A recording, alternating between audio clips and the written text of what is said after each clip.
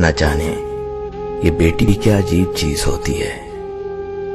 بیٹی جب شادی کے اسٹیج سے سسرال جاتی ہے تب پرائی نہیں لگتی، مگر جب وہ میکے آ کر ہاتھ منہ دھونے کے بعد سامنے ٹاول کے بجائے اپنے بیگ سے مختصر رومال سے منہ پونچھتی ہے تب وہ پرائی لگتی ہے۔ جب وہ باورچی خانے کے دروازے پر نامعلوم سی کھڑی ہو جاتی ہے تب وہ پرائی لگتی ہے۔ جب وہ پانی کے گلاس کے لیے ادھر ادھر آنکھیں گھماتی ہے تب وہ پرائی لگتی ہے۔ جب وہ پوچھتی ہے واشنگ مشین چلاؤں کیا تب وہ پرائی لگتی ہے۔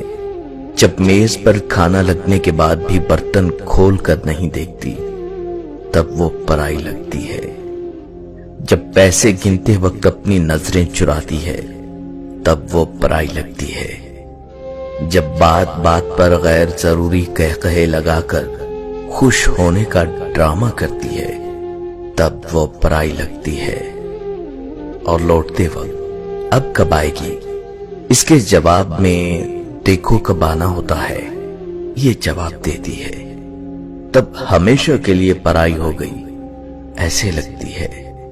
لیکن گاڑی میں بیٹھنے کے بعد جب وہ چپکے سے اپنی آنکھیں چھپا کے خشک کرنے والی کوشش کرتی ہے تو وہ پرایا پن ایک جھٹکے میں بہہ جاتا ہے تب وہ پرائی سی لگتی ہے۔ ارے نہیں چاہیے حصہ بھیا، میرا مائکہ سجائے رکھنا، کچھ نہ دینا مجھے، صرف محبت برقرار رکھنا، پاپا کے اس گھر میں میری یاد بسائے رکھنا، بچوں کے ذہن میں میرا مان برقرار رکھنا، بیٹی ہوں ہمیشہ اس گھر کی یہ اعزاز سجائے رکھنا۔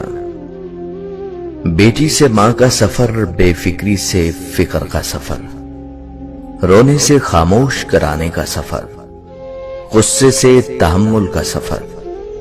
پہلے جو آنچل میں چھپ جایا کرتی تھی آج کسی کو آنچل میں چھپا لیتی ہے۔ پہلے جو انگلی پہ گرم لگنے سے گھر کو سر پہ اٹھایا کرتی تھی آج ہاتھ جل جانے پر بھی کھانا بنایا کرتی ہے۔ پہلے جو چھوٹی چھوٹی باتوں پہ رو جایا کرتی تھی آج وہ بڑی بڑی باتوں کو ذہن میں چھپایا کرتی ہے۔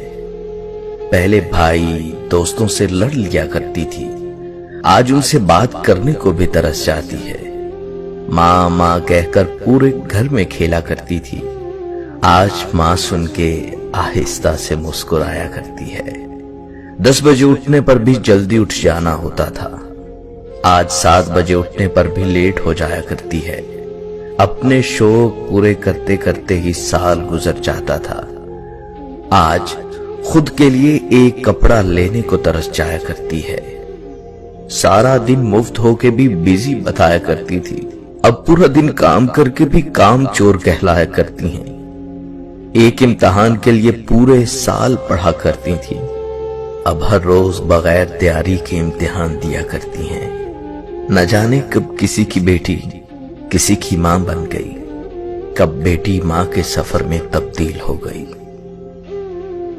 دوستو بیٹیوں کی امیدوں پہ فقط باپ پورا اترتا ہے، یہ کسی اور کے بس کی بات نہیں۔ بابا مجھے چھوڑ کر گئے تو زمانے نے بتایا جن بیٹیوں کا باپ نہیں ہوتا ان کا کوئی ہمدرد نہیں ہوتا۔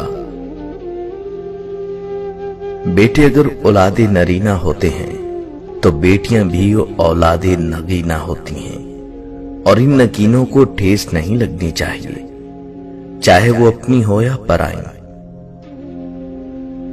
اور جس دن تم بیٹی کے باپ بن جاؤ گے تب تمہیں وہ مال نہیں مان نظر آئے گی۔ ہر بیٹی کا باپ بادشاہ نہیں ہوتا، پر ہر بیٹی اپنے باپ کے لیے شہزادی ضرور ہوتی ہے۔ بیٹیوں کا دکھ سمجھنا بڑا مشکل ہے، ان کے لیے تو اسی گھر میں جگہ نہیں رہتی جہاں وہ پیدا ہوتی ہیں۔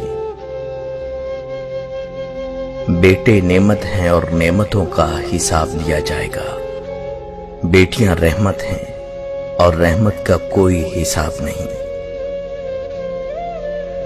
बेटियां फूलों की तरह होती हैं और ये फूल आपके घर की जीनत हैं। बेटी रहमत का दरवाजा, बख्शिश का जरिया और जहन्नम की ढाल है। बेटी की कदर करें। बेटियां सबके नसीब में कहां होती हैं। घर जो खुदा को पसंद आ जाए वहां होती हैं। बेटी अल्लाह की रहमत होती है और रहमत कभी बोझ नहीं होती।